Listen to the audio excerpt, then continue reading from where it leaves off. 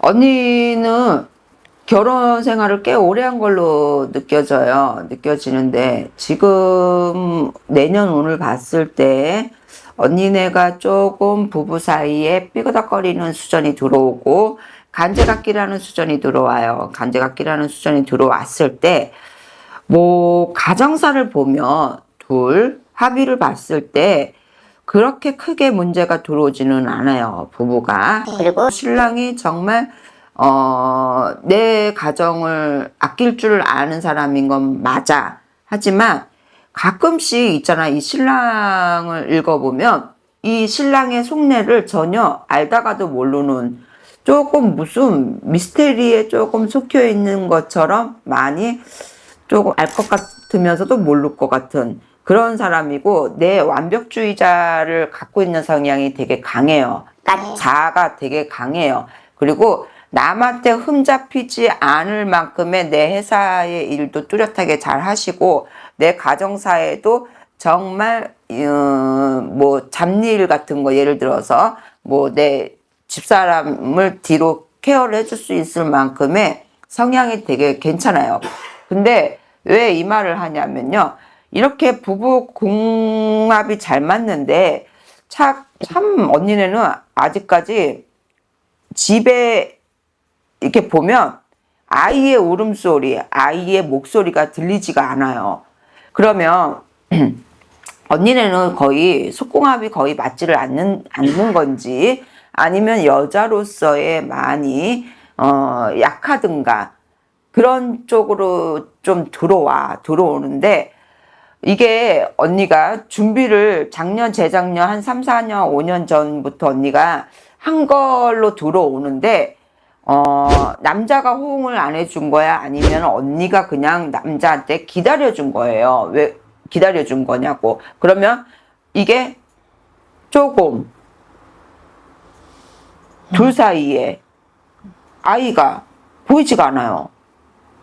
지금 결혼 생활이 한 10년 가까이 가고 있고요.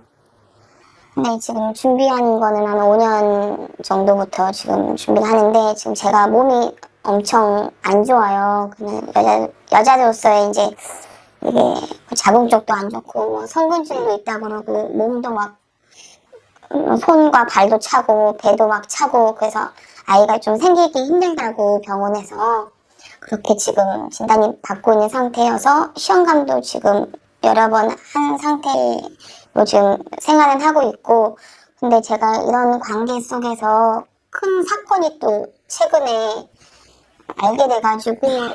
내가 또 하나만 물어보면, 이 둘 사주를 보면 신랑 쪽에는 아이가 없는 사주도 아니고, 언니 사주에도 아이가 없는 사주는 아니야. 근데 언니는 정말로 많이 어렸을 때부터 내가 잔병 치료를 많이 했었는데, 이 신랑을 보면 한량의 사주를 갖고 있어요. 한량의 사주를 갖고 있기 때문에, 이 한량의 사주는 젊었을 때 표시를 안 했더라면 분명히 뭐 나이가 어느 정도 먹었을 때에는 이게 그게 분명히 나왔었어야 돼요. 그러면 예를 들어서 젊었을 때 어디 가서 분명히 이 사주는 사고를 쳤었어야 돼요.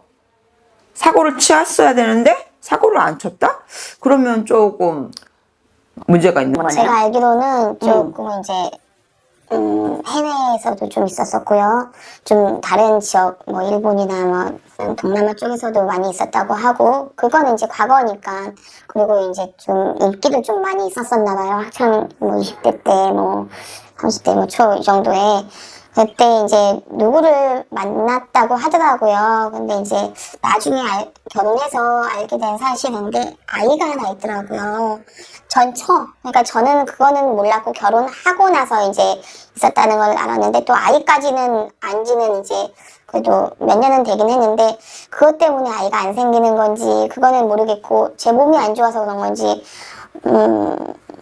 신랑이 저랑 좀 관계가 안 맞는 건지 그건 모르겠고, 저는 일단 아이를 너무 사랑하고 너무 좋아하기 때문에 너무 애잔한데 또 애잔하다고 해서 막 다 생기는 건 아니고 또 양쪽 또 맞아야 되는 거니까. 근데 저는 우리 이제 새로운 아이가는 뭐 입양을 하든 전에 이제 남편으로서의 아이를 데리고 오는 거는 저는 너무 제가 못할 것 같고 제가 용납이 안 되고 제가 힘들 것 같고 서로가 다들 상처 주는 거기 때문에 너무 힘들 것 같아요. 아이도 그렇고 신랑도 그렇고 남편도 그렇고 저도 그렇고.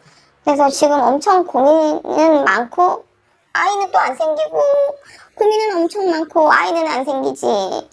또 그 아이를 또 데려오는 거는 제가 너무 마음적으로 여유나 그런 게 이제 받아들이지는 않고 그런 거는 또 싫지. 또 남편하고는 또 잘 지내고 싶고 이혼 같은 것도 하고 싶은 마음도 전혀 없고 아이 하나 생겨서 그냥 알콩달콩 지내면서 이렇게 마음은 이렇게 항상 이렇게 열려있고 하는데 남편의 마음도 모르겠어요 진짜. 신랑을 제가 이제 말할게요. 신랑을 보면요.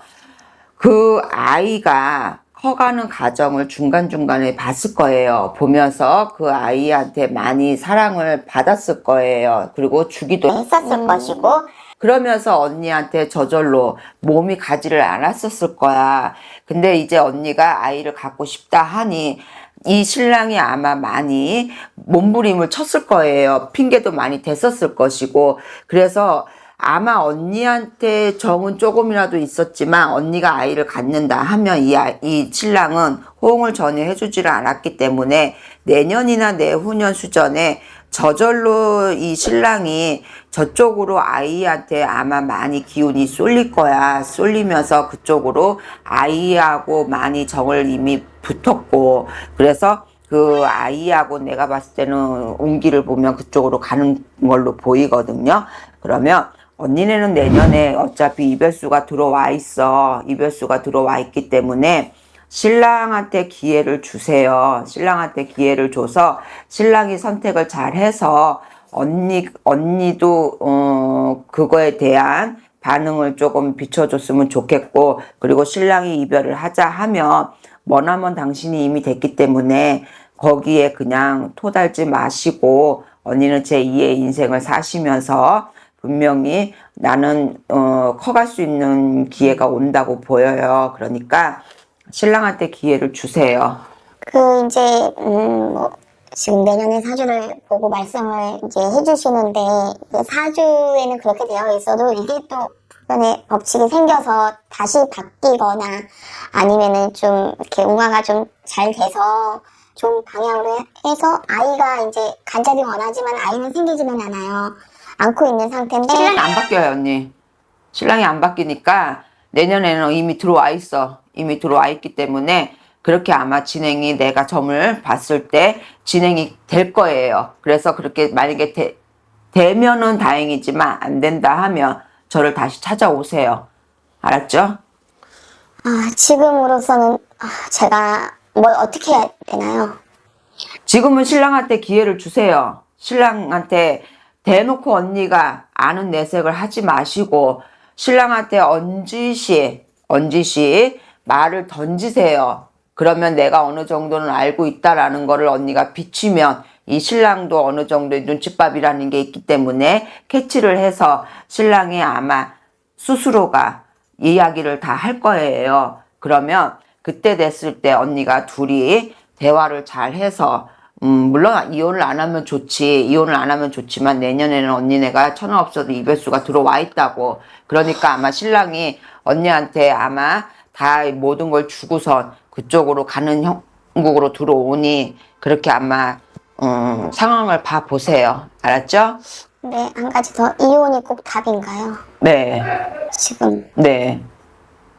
너무 힘들고 그 세월이 결혼 생활도 하고 지금 아이 준비하는 과정에서 제가 너무 힘들고 이 사람을 바라보고 있었는데 이 사람은 또 자기 자식과 이런 걸 또 바라보고 있었다고 하니까 너무 그냥 힘드네요 지금. 무너지면서. 그러니까 내년에는 잘 대처할 수 있는 시기가 들어오니까 내년에는 신랑이 아마 스스로가 많이 미안한 감을 가지고 들어와서 아마 정리하자고 해서 언니 쪽으로 많이 아마 배려를 해줄 거예요. 자기도 미안한 감이 있었기 때문에. 알았죠? 네, 감사합니다. 네.